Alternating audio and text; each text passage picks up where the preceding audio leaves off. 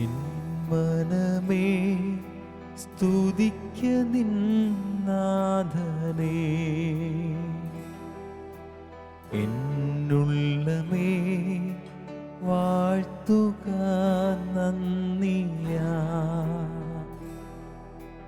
N മനമേ സ്തുതിക്ക നിൻ നാഥനേ, എന്നുള്ളമേ വാഴ്ത്തുക നന്ദിയാ. യേശുദേവാധിദേവൻ കർത്താധികർത്തൻ, പതിനായിരങ്ങളിൽ അതിശ്രേഷ്ഠൻ. യേശുദേവാധിദേവൻ കർത്താധികർത്തൻ, പതിനായിരങ്ങളിൽ അതിശ്രേഷ്ഠൻ. ആരാധനയും സ്തുതിയും സ്തോത്രവും സ്വീകരിപ്പാൻ യോഗ്യൻ നീ മാത്രം. ആരാധനയും സ്തുതിയും സ്തോത്രവും സ്വീകരിപ്പാൻ യോഗ്യൻ നീ മാത്രം. യേശുദേവാധിദേവൻ കർത്താധികർത്തൻ, പതിനായിരങ്ങളിൽ അതിശ്രേഷ്ഠൻ. യേശുദേവാധിദേവൻ കർത്താധികർത്തൻ, പതിനായിരങ്ങളിൽ അതിശ്രേഷ്ഠൻ. യേശുദേവാധിദേവൻ കർത്താധികർത്തൻ, പതിനായിരങ്ങളിൽ അതിശ്രേഷ്ഠൻ. യേശുദേവാധിദേവൻ കർത്താധികർത്തൻ, പതിനായിരങ്ങളിൽ അതിശ്രേഷ്ഠൻ. യേശുദേവാധിദേവൻ കർത്താധികർത്തൻ, പതിനായിരങ്ങളിൽ അതിശ്രേഷ്ഠൻ. ഈശോയിലെ ഏറ്റവും പ്രിയമുള്ള ഈശോയുടെ പ്രിയപ്പെട്ട മകനെ, മകളെ, പുതിയൊരു ദിനം കൂടി ദൈവം നമുക്ക് നൽകി. അനുഗ്രഹിച്ചതിനെ ഓർത്ത് നമുക്ക് നന്ദി പറയാം. ഓരോ പുതിയ പ്രഭാതത്തിലും പുതിയ സ്നേഹവുമായി ദിവ്യകാരുണ്യത്തിലെ ഈശോ നമ്മെ സന്ദർശിക്കുന്നുണ്ട്. നമുക്കവിടുത്തെ ആരാധിക്കാം. ദൈവമേ, നിർമ്മലവും പരിശുദ്ധവുമായ സ്തുതികളാൽ അവിടുന്ന് വാഴ്ത്തപ്പെടട്ടെ. അവിടുത്തെ വിശുദ്ധരും സകല സൃഷ്ടികളും അവിടുത്തെ വാഴ്ത്തട്ടെ. അവിടുത്തെ ദൂതന്മാരും അവിടുത്തെ തിരഞ്ഞെടുക്കപ്പെട്ട ജനവും അങ്ങേ എന്നേക്കും വാഴ്ത്തട്ടെ. എന്തെന്നാൽ അവിടുന്ന് എനിക്ക് സന്തോഷമേകി. അവിടുന്ന് വാഴ്ത്തപ്പെട്ടവനാണ്. അവിടുന്ന് എനിക്ക് സന്തോഷമേകി. ഞാൻ ശങ്കിച്ചതുപോലെ എനിക്ക് സംഭവിച്ചില്ല. അവിടുത്തെ അനന്ത കാരുണ്യത്തിൽ അനുസൃതമായി അവിടുന്ന് ഞങ്ങളോട് വർദ്ധിച്ചു. ഞാൻ ശങ്കിച്ചതുപോലെ എനിക്ക് സംഭവിച്ചില്ല. അവിടുന്ന് അനന്തമായ കാരുണ്യത്തിനനുസൃതമായി ഞങ്ങളോട് വർദ്ധിച്ചു. അതേ പ്രിയമുള്ളവരെ, തിരിഞ്ഞു നോക്കുമ്പോൾ നമ്മൾ ഭയപ്പെട്ടതൊന്നും നമ്മുടെ ജീവിതത്തിൽ സംഭവിക്കാതിരിക്കത്തക്ക വിധം ദൈവത്തിൻ്റെ കാരുണ്യം നമ്മളെ പൊതിഞ്ഞു പിടിച്ചു.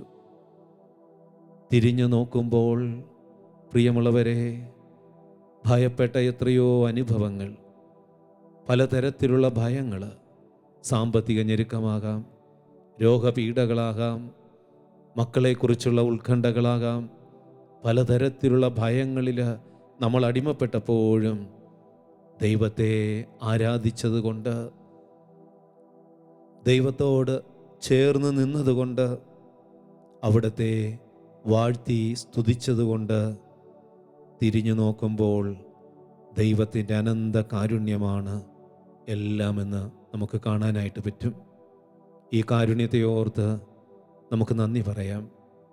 കഴിഞ്ഞ നാളുകളിൽ ദൈവം ചൊരിഞ്ഞ കൃപകളെയും നന്മകളെയും ഓർത്ത് അവിടത്തേക്ക് നന്ദി പറയാം.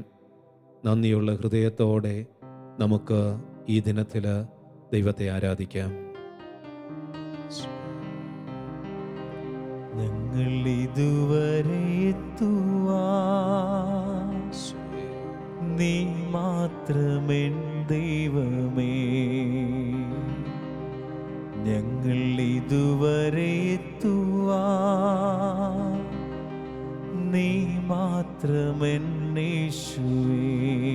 നമ്മുടെ ആരോഗ്യത്തെ ഓർത്ത് നന്ദി പറയാം. കഴിവല്ല നിൻ കൃപയാണേ, ബലമല്ല നിൻ ദയയാണേ. കഴിവല്ല നിൻ കൃപയാണേ, ബലമല്ല നിൻ ദയയാണേ. കഴിവല്ല നിൻ കൃപയാണേ, ബലമല്ല നിൻ ദയയാണേ. ഞങ്ങൾ ഇതുവരെ എത്തുവാൻ നീ മാത്രമെൻ ദൈവമേ. ഞങ്ങൾ ഇതുവരെ എത്തുവാൻ നീ മാത്രമെൻ യേശുവേ. ആരാധന ആരാധന ആരാധന യേശുവേ. ഇരുകരങ്ങളും ഉയർത്തി വീശി പാടാം.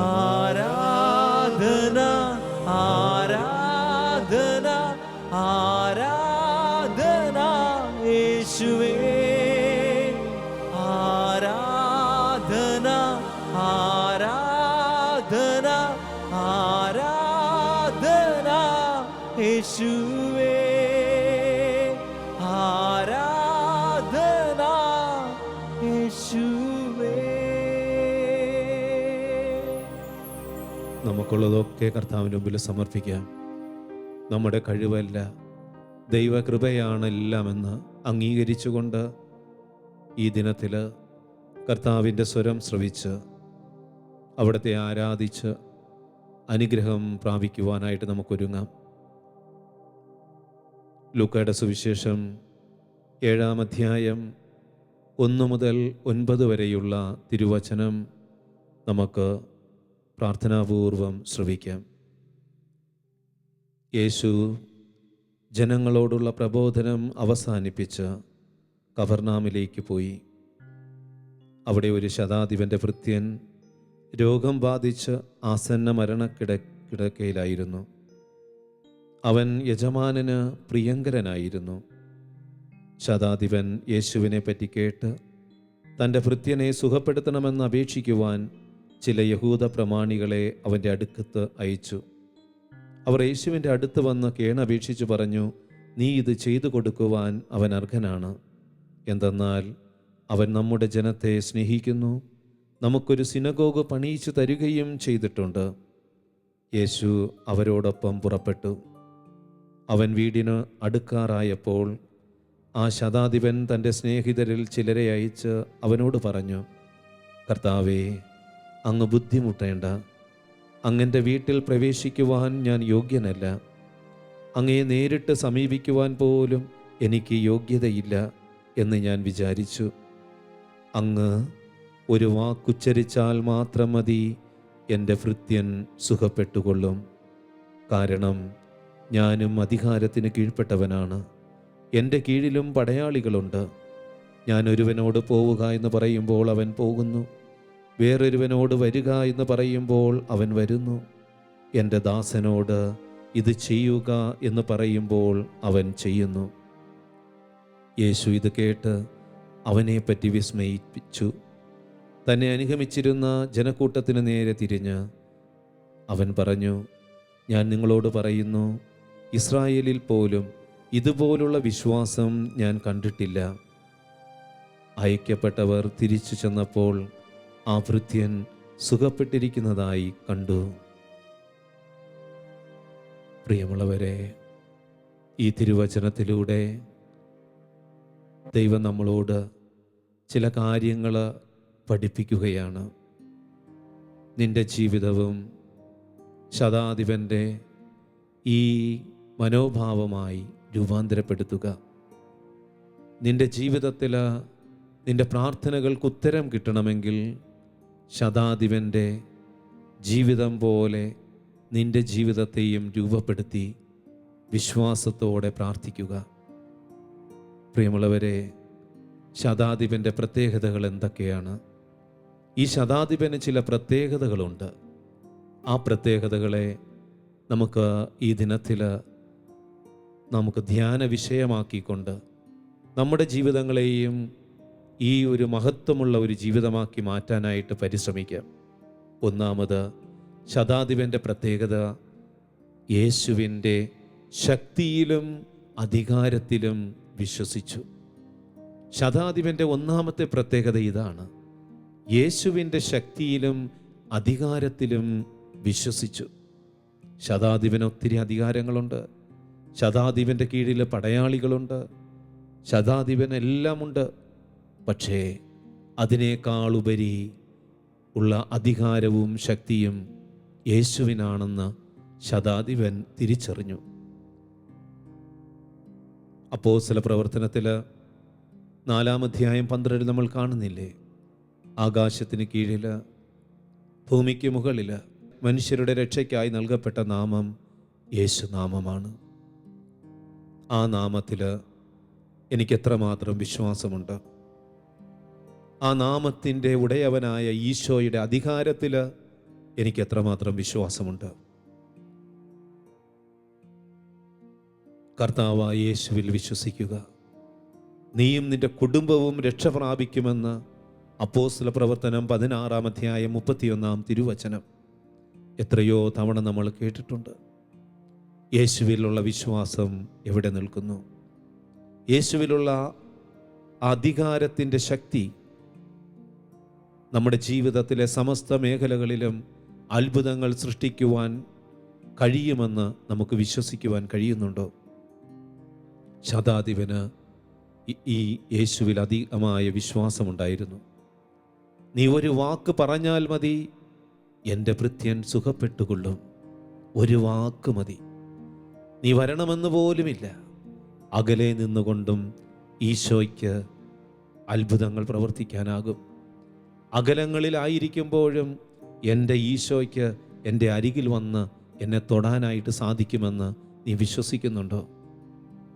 മാനുഷികമായ പരിമിതികളേക്കാൾ മാനുഷികമായ പരിമിതികൾ നമ്മളെ വിശ്വാസത്തിൽ നിന്ന് അകറ്റുമ്പോൾ അതിനെ അതിലംഘിക്കുവാൻ തക്കവിധം ഈശോയിൽ നമുക്ക് വിശ്വാസമുണ്ടോ? രണ്ടാമത്, ശതാധിപൻ്റെ പ്രത്യേകത സഹജീവികളോടുള്ള അദ്ദേഹത്തിൻ്റെ കരുതലും സ്നേഹവുമാണ്. നമുക്കറിയാം, ശതാധിപൻ്റെ ഒരു ഭൃത്യൻ, ഒരടിമ, റോമൻ ഭരണമനുസരിച്ച്, റോമൻ നിയമമനുസരിച്ച് അടിമയെന്ന് പറയുന്നത് ഒരു ലീവിങ് ടൂളാണ്. ജീവനുള്ള ഉപകരണമായിട്ടാണ് അടിമകളെ കണ്ടിരുന്നത്. എന്നാൽ ഈ ശതാധിപൻ ആ അടിമയെ സ്നേഹത്തോടെ അവന് പ്രിയങ്കരനായ മകനെ പോലെയായിരുന്നുവെന്ന് വചനം ഓർമ്മിപ്പിക്കുകയാണ്. ഈശോ നമ്മളോടും ചോദിക്കുകയാണ്, നിന്റെ കൂടെയുള്ളവരോട് നിനക്കെത്രമാത്രം സ്നേഹമുണ്ട്? വിലയില്ലാത്തവരെ പോലും സമൂഹം ഒരുപക്ഷെ വിലയില്ല എന്ന് മുദ്രകുത്തി നിന്റെ ചുറ്റുപാടുകളിൽ നീ കാണുന്നവരോട് നിനക്ക് സ്നേഹമുണ്ടോ? നിനക്കവരെ ഉൾക്കൊള്ളാനായിട്ട് കഴിയുന്നുണ്ടോ? ഉപയോഗമില്ലാതിരിക്കുമ്പോഴും അവരെ നിനക്ക് ഉൾക്കൊള്ളാൻ കഴിയുന്നുണ്ടോ? ശതാധിപൻ്റെ ഈ ഭൃത്യന് അസുഖം ബാധിച്ച് ഉപയോഗമില്ലാത്ത അവസ്ഥയിൽ കിടക്കുമ്പോഴും ഈ ശതാധിപൻ ആ ഭൃത്യനെ തള്ളിക്കളയുന്നില്ല. അവൻ്റെ സൗഖ്യത്തിന് വേണ്ടി ഈ ശതാധിപൻ നിലപാടെടുക്കുന്നു. നിന്റെ ജീവിതത്തിൽ, നിന്റെ കുടുംബത്തിൽ, നീ ആയിരിക്കുന്ന പ്രവർത്തന മണ്ഡലങ്ങളിൽ വിലയില്ലാത്തവരായി, ആരോഗ്യമില്ലാത്തവരായി, ഉപയോഗമില്ലാത്തവരായി കാണുന്നവരോട് നിനക്ക് സ്നേഹവും അനുകമ്പയും കരുതലുമുണ്ടോ? വീണ്ടും ഈശോ ശതാധിപൻ്റെ മൂന്നാമത്തെ പ്രത്യേകത നമ്മുടെ ചിന്തകളിലേക്ക് കൊണ്ടുവരികയാണ്. അവൻ്റെ യോഗ്യതകളിൽ അഹങ്കരിക്കാതെ അയോഗ്യതകളെ ഓർത്ത് അത് ഏറ്റുപറയുകയാണ്. ശതാധിപന് ഒത്തിരി യോഗ്യതകളുണ്ട്. പ്രിയമുള്ളവരെ, തിരുവചനത്തിൽ നമ്മളത് കാണുന്നുണ്ട്. യഹൂദ പ്രമാണിമാർ ഈശോയെടുത്ത് പറയുന്നത്, അവൻ നമുക്കൊരു സിനഗോഗ് പണിയിച്ചു തന്നിട്ടുണ്ട്, അവൻ നമ്മുടെ ജനത്തെ സ്നേഹിക്കുന്നുണ്ട്, അവൻ ഇത് ചെയ്തു കൊടുക്കുവാനായിട്ട് അവൻ അർഹതയുണ്ടെന്ന് യഹൂദ പ്രമാണികന്മാർ പറയുമ്പോഴും, പ്രിയമുള്ളവരെ, ശതാധിപൻ്റെ മനസ്സിൽ നിന്ന് ശതാധിപൻ പറയുന്നത് എന്താണ്? അങ്ങൻ്റെ ഭവനത്തിൽ വരുവാൻ എനിക്ക് യോഗ്യതയില്ല. ഒരു വാക്ക് മതി, അങ്ങൻ്റെ ഭവനത്തിൽ വരുവാൻ എനിക്ക് യോഗ്യതയില്ല. പ്രിയമുള്ളവരെ, നമ്മൾ എപ്രകാരമുള്ളവരാണ്? സമൂഹം നമ്മെക്കുറിച്ച് വളരെ മനോഹരമായി വലിയ വലിയ കാര്യങ്ങൾ പറയുമ്പോൾ നമ്മളതിൽ അഹങ്കരിച്ച് അഹങ്കാരികളായി തന്നിഷ്ടക്കാരായി അഹങ്കരിച്ചുള്ള സംസാരവും പെരുമാറ്റവും ജീവിതശൈലിയുമാണോ?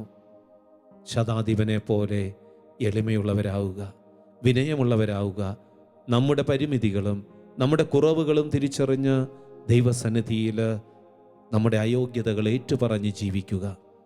പ്രിയമുള്ളവരെ, നമുക്ക് ശതാധിപൻ്റെ ഈ മനോഭാവങ്ങൾ ഏറ്റെടുത്തുകൊണ്ട് ശതാധിപൻ്റെ വിശ്വാസത്തിൽ നിന്നുകൊണ്ട് നമുക്ക് പ്രാർത്ഥിക്കാം. ശതാധിപൻ്റെ വിശ്വാസം നമുക്ക് തരണമേ എന്ന് ഈശോയോട് പ്രാർത്ഥിക്കാം.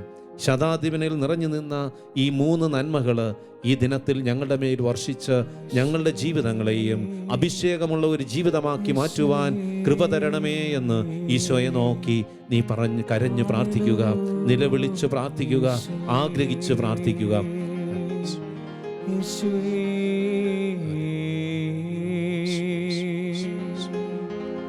അസാധ്യമൊന്നും നിന്നിൽ ഞാൻ കാണുന്നില്ലേ, അധികാരത്തിൽ നിന്നെ പോലാരുമില്ലേ.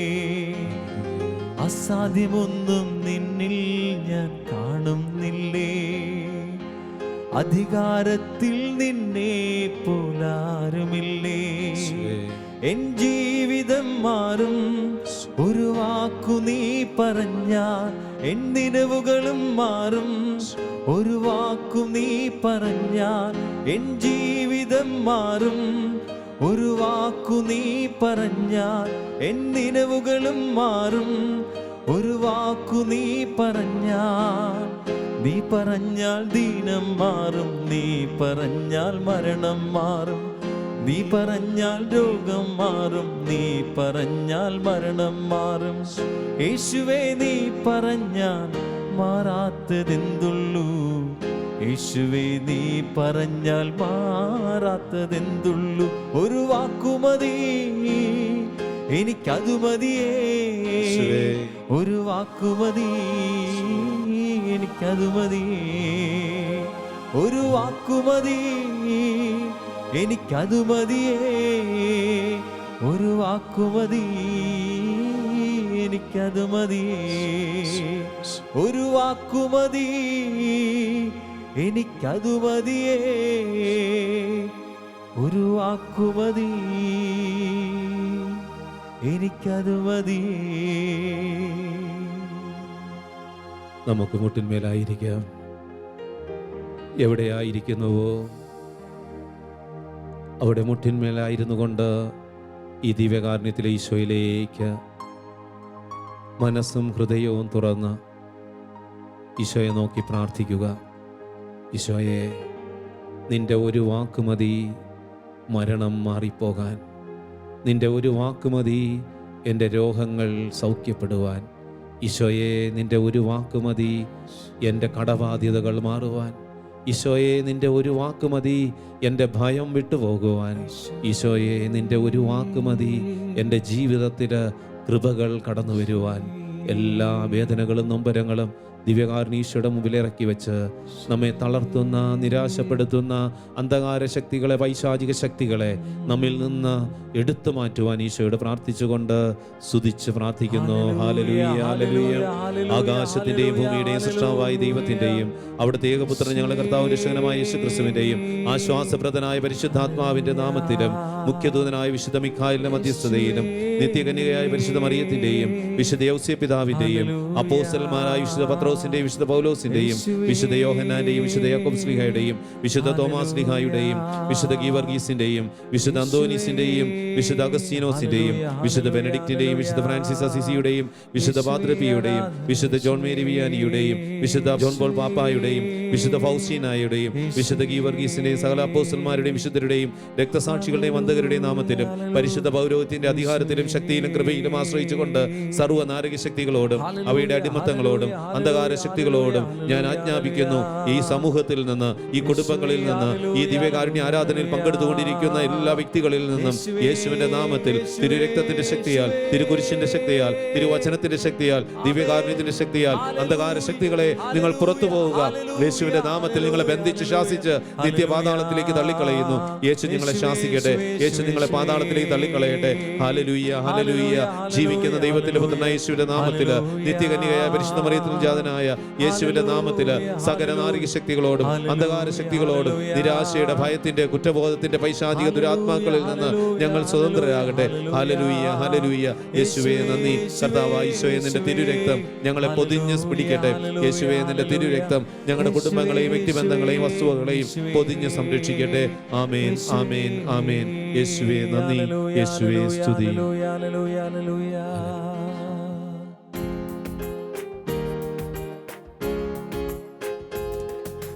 അസാധ്യമൊന്നും നിന്നിൽ ഞാൻ കാണുന്നില്ലേ, അധികാരത്തിൽ നിന്നെ പോലാരുമില്ലേ. എൻ ജീവിതം മാറും ഒരു വാക്കു നീ പറഞ്ഞാൽ, എൻ നിലവുകളും മാറും ഒരു വാക്കു നീ പറഞ്ഞാൽ. നീ പറഞ്ഞാൽ രോഗം മാറും, നീ പറഞ്ഞാൽ മരണം മാറും. നീ പറഞ്ഞാൽ രോഗം മാറും, നീ പറഞ്ഞാൽ മരണം മാറും. യേശുവേ, നീ പറഞ്ഞാൽ മാറാത്തതെന്തുള്ളൂ. യേശുവേ, നീ പറഞ്ഞാൽ മാറാത്തതെന്തുള്ളൂ. ഒരു വാക്കുമതി, എനിക്കതു മതിയേ.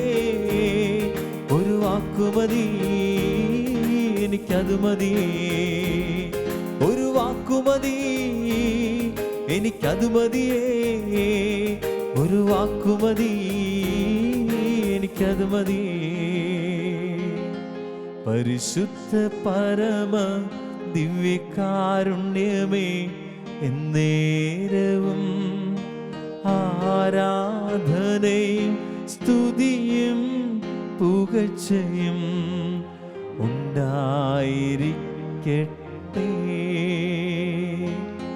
പരിശുദ്ധ പരമ ദിവ്യകാരുണ്യമേ, എന്നേരവും ആരാധനയും സ്തുതിയും പുകഴ്ചയും ഉണ്ടായിരിക്കട്ടെ.